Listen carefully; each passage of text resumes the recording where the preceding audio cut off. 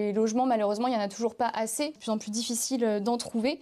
En fait, nous, à Solidaires étudiants, on réclame la construction de 500 000 logements par an parce que depuis maintenant des dizaines d'années, le nombre de logements par étudiant, il a chuté. Aujourd'hui, on est à un logement pour 16 étudiants et on est à un logement pour 3 étudiants boursiers.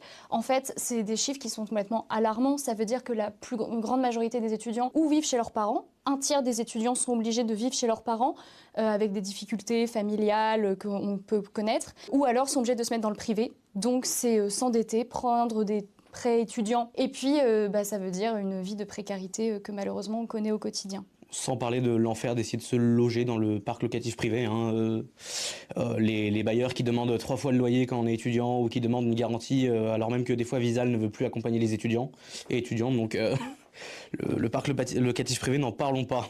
Et ce qui représente également des inégalités énormes entre les étudiants qui ont la possibilité d'avoir des garants et ceux qui ne l'ont pas. Et donc c'est pour ça que en fait, le Crous il représente une alternative importante, et historiquement c'est la construction de logements Crous qui a aussi permis la démocratisation de l'enseignement supérieur et de la recherche. Et donc c'est pour ça que c'est important de construire de plus en plus de Crous, mais aussi de rénover ce qui existe. Parce qu'on sait que c'est par le rapport de force, c'est par la lutte et c'est par le collectif qu'on parviendra à obtenir la rénovation de ces bâtiments.